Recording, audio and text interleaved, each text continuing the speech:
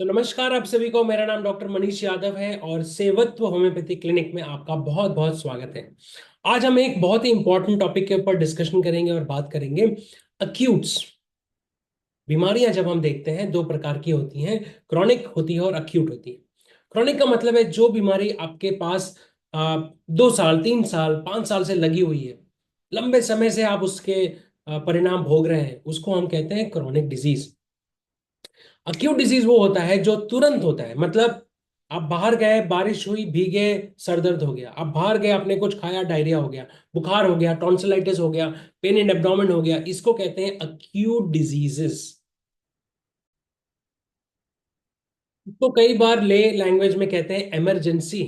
Of course मैं critical emergency की बात नहीं कर रहा जहां आपको हार्ट अटैक आया या आपको इंस्टीट्यूशनलाइज करने की जरूरत है, हॉस्पिटलाइज करने की जरूरत है, मैं उन डिजीजेस की बात नहीं कर रहा।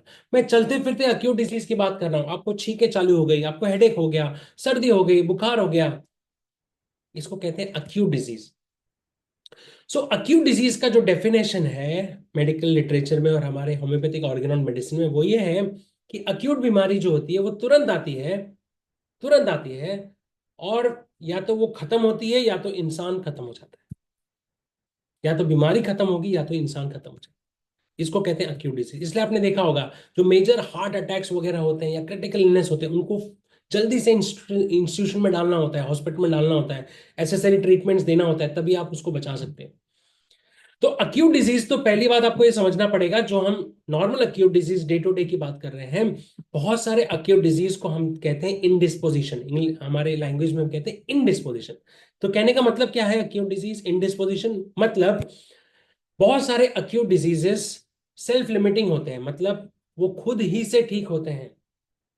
बहुत बार आपने देखा होगा, आप बाहर गए या आप कहीं ट्रैवल किया, आपने बाहर कुछ खा लिया, पेट गड़बड़ हुआ और पेट से आवाजें निकल रही हैं, आपको लूज मोशंस चालू हो गए, और आप दौड़े दौड़े जाते हो और लूज मोशन को बंद करने की दवाई लेते हो। आपका बॉडी आपसे ज्यादा समझदार है, उसे पता है आपके शरीर में क्या रखना चाहिए क्या नहीं रखना चाहिए। अगर आपने अनशन गड़बड़ कुछ खाया है तो डायरिया के तहत वो उस टॉक्सिन्स को निकालता है। अगर कहीं एलर्जी हुई है, टॉक्सिन्स को निकालता है, और सर्दी के थ्रू कान में इंफेक्शन हुआ, डिस्चार्ज के थ्रू निकालता है। तो ये जो निकालने वाला जो प्रोसेस है ना, ये टॉक्सिन्स को बॉडी खुद निकालता है कई बार, और आप देखेंगे धीरे धीरे सेटल हो जाता है। इसलिए कई बार मैं अपने पेशेंट्स को भी और सब लोगों को बताता हूं कि आप जो डिस्चार्जेस निकल रहे हैं उसको जल्दी से दबाने की, सप्रेस करने की कोशिश ना करें। सर्दी हो रही है, 2-3 दिन आप झेल लें। वायरल डिजीज वैसे भी 6-7 दिन 5 दिन में ठीक हो जाता है। डायरिया हुआ है, 3-4-5 बार डायरिया जाएं, हल्का खाना करें, लिक्विड डाइट पे आ जाएं, राइट। टॉक्सिन्स जितना बाहर निकलेगा आपका बॉडी ऑलरेडी मजबूत होगा और ठीक होगा। पर उसके बावजूद भी कई बार जब असहनीय चीज हो जाती है, दर्द बढ़ जाता है या डायरिया बहुत ज्यादा होता है, वीकनेस ज्यादा होता है, फीवर 102 101 चला जाता है, होम्योपैथी की या दवाई की आपको जरूरत पड़ती है। अब उस कंडीशन में कहा जाता है कि यार होम्योपैथिक दवाई मत लेना क्योंकि ये तो स्लो है, होम्योपैथिक दवाई फास्ट काम नहीं करती है।